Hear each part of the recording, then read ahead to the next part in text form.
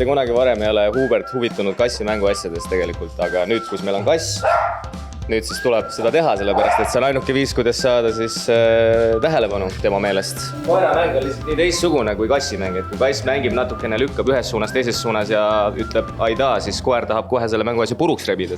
Sander oli ammu kassi tahtnud, sest tema on pigem kassiinimene. Aga Liisa vaidles vastu, sest teadis, et see toob kaasa palju koristamist. Pealegi oli ta 12-aastasele Hubertile lubanud kindlustada rahuliku vanaduspõlve. Siis läks Sander Ukraina ja ma otsin kassi ootamatult. Lihtsalt märkas mitmetes loomade varjupaikade gruppides osalev Liisa ühtäkki üleskutset, et kolooniast leitud kassipojad vajavad hoiukodu ja mõtles aidata. Tõin ta sealt kliinikust ära, kus ta siis sai oma esimesed kontrollid ja tõin ta autosse ja ma nägin teda esimest korda niimoodi, et ma rääkisin talle, et tere, et mina olen Liisa, sa tuled nüüd minuga koju natukeseks ajaks, on ajutine, ära üldse muretse, ma leian sulle ilusa pere, kõik on hea. Ja kuna ta oli natuke veel haige, siis tal oli kassiviirus, siis ta vaatas oma mädaste silmadega mul otsa ja aevastas. Ja siis ma mõtlesin, okei, sa jääd igaveseks meiega, sellega on kõik. Olin Ukrainas, tegu oli sihukese päevaga, kui ma ei eksi, oli see 6. november. Ja ma pidin minema Kiievist Dniprosse, mis teadaolevalt ei ole väga lühike maa, see on ikkagi sadu kilomeetreid. Kuna olid ulatuslikud elektrikatkestused, jõudis Liisa katkenud kõnetajal öelda ainult, et tal on midagi edastada, aga teeb seda alles siis, kui Sander on turvaliselt hotellis.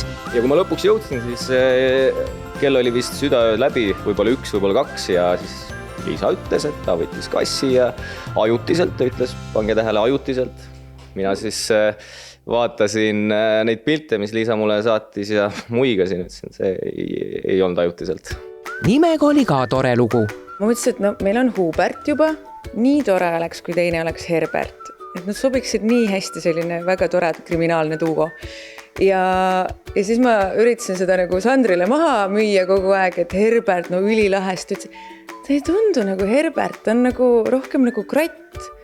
Ja siis lõpuks me leidsime, et ta on heal päeval Herbert, siis kui tal tuleb teemon sisse, siis ta on kratt. Ehk siis pikaks nimeks sai Herbert von Kratt. Selline majesteetlik. Ja, von Kratt, see oleks siis justkui nagu inspireeritud ühe šoti kirjaniku Robert Louis Stevensoni raamatust Dr. Jekyll ja Hyde, kus siis ühel inimesel oli 2 poolust. Kui te oleksite tulnud eile vara hommikul, siis ma oleksin öelnud, et ta ongi ainult Herbert. Me oleme jõudnud uue konsensuseni, et enam ei rapi, aga siis hüppas näkku kinni ja tegi 3 suurt sügavat haava mulle siia.